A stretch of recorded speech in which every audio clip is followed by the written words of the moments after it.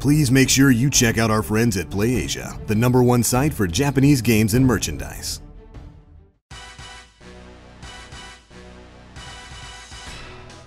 It's a lesser known fact that the N64 classic GoldenEye 007 was originally much more violent. Code remains within the game that causes enemies to shoot out buckets of bright red blood when getting shot. This can even be enabled with the use of a game shot. For reference, here's what happens when you fire at enemies in the final version. Rather than that gory red, there's instead a metallic spark effect. This in fact wasn't censorship though. The game's director Martin Hollis has explained that the team decided to alter it on their own accord, and that rather than being worried about the violent content, they just thought it fitted better with the type of game they wanted to create. Also, it seems that the devs decided to test out a variety of different blood effects before taking it out completely. You may have noticed that the blood seen with the use of a game shark is extremely brightly coloured.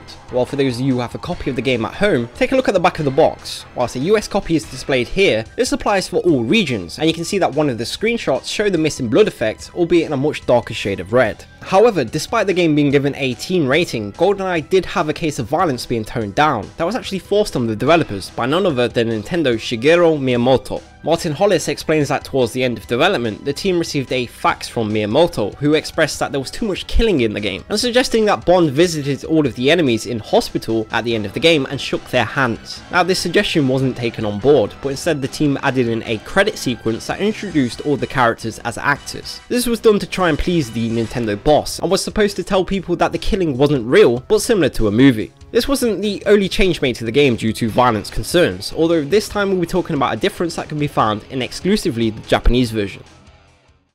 Within the game exists a weapon named Hunting Knife. The knife is extremely powerful, killing most enemies with a single hit, but it can only be obtained via the cheats menu, and either the all guns cheat or the 2x hunting knife cheat. In the Japanese version, the knife is simply not available when activating the all guns option. For the 2x hunting knife cheat, rather than just removing it, Japan got a special cheat to replace it with. Rather than dual wielding knives, the Japanese version gives the option of dual wielding a sniper rifle and rocket launcher. This was indeed censorship, by the way, and not just some strange regional difference. Whilst up until now it hadn't been completely confirmed, it was thought to have been taken out due to a series of murders that occurred in Japan around the time, involving a bladed weapon. Censored Gaming asked the game's director about this and managed to at last get a confirmation that this was indeed the case. The murders are known as the Kobe child murders and prompted mass controversy in Japan, targeting violent media for their effects on young people. This eventually led to the creation of Japan's video game rating system in 2002, as well as video games starting to be much more strictly regulated. In fact, a few years later, the same censorship was made to the developer's spiritual successor to GoldenEye, Perfect Dark. In Perfect Dark, the combat knife was similarly removed in the Japanese version. Alongside this, the heavy blood effects are severely reduced and corpses now fade away much quicker. Here's the Japanese release to compare.